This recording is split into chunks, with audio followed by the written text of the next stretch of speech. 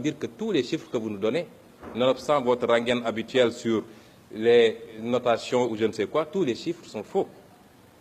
Et voilà les causes de la difficulté de trésorerie, malgré les dénégations. Et ça conduit à quoi? Ça conduit à une frénésie de l'endettement, 61% sur le PIB. C'est inadmissible pour le Sénégal. Parlons des eurobonds, 100 milliards en 2009, 250 milliards en 2011, 250 milliards en 2014, 660 milliards en 2017 et 1184 milliards aujourd'hui. Et vous nous dites que vous n'avez pas de difficulté. Pourquoi cette frénésie de l'endettement? Pourquoi, dans le cadre de cette loi de finances-là, vous êtes encore dans cette dynamique de créer toujours et encore des taxes? Mais si on examine les 3 taxes que vous créez, prenons la première, la taxe spéciale du secteur des télécommunications. Elle vient remplacer une autre taxe de la même nature qui a été votée ici il n'y a même pas un an, en 2017. Qu'est-ce que vous avez changé? Puisque vous n'osez pas affronter les multinationales de télécommunications, vous leur donnez la possibilité de déclarer trimestriellement, ce qui est une violation de l'égalité des contribuables devant la loi. Parce qu'en matière de TVA, la déclaration elle est mensuelle dans tout le code général des impôts.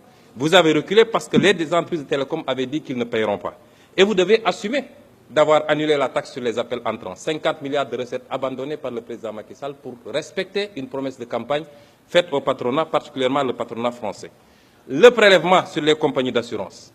Mais vous mettez une taxe de 1% qui va être encore supportée par le consommateur, alors que vous n'osez pas taxer les forts profits des compagnies d'assurance et les distributions qui sont faites. C'est là où se trouve l'enjeu. Mais vous êtes toujours en train de faire peser la charge sur les mêmes, c'est-à-dire le pauvre contribuable. Enfin, les prélèvements sur les opérations de consignation. Monsieur le ministre, nous savons que ce prélèvement est taillé sur mesure pour la société de droit suisse qui s'appelle Adax Energy, qui fait l'objet aujourd'hui d'un redressement de 100 milliards fraude fiscale sur ces opérations-là. Et nous suivons de très près l'arbitrage qui est sur votre table, parce que nous savons que cette loi, elle est taillée sur mesure pour cette société. Et voilà que le président Macky Sall, sortant de son sommeil de Lyon, décore cette même société de l'ordre national du Lion.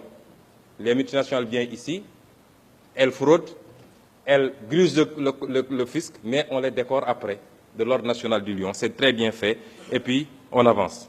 Et comme d'habitude, parce que ce qu'on ne dit pas assez, c'est que cette société est impliquée dans le scandale de la SAR avec les 8 navires qui ont été commandés sans passer par le conseil d'administration. 400 milliards, vous êtes très informés de ce dossier. Et c'est cette société qui est décorée aujourd'hui, et cette société qui mérite qu'on lui présente, qu'on fasse une loi spéciale, que nos 20 députés vont voter. Il y a une plainte aujourd'hui à Londres et une plainte au Sénégal.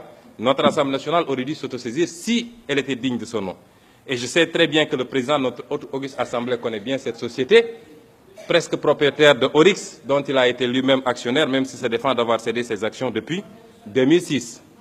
Voilà ce qui se cache derrière cette loi de finances rectificative et comment le Sénégal est géré sous Macky Sall, c'est-à-dire c'est les lobbies, c'est les amis, c'est les intérêts et c'est la famille. C'est ça la gestion du Sénégal.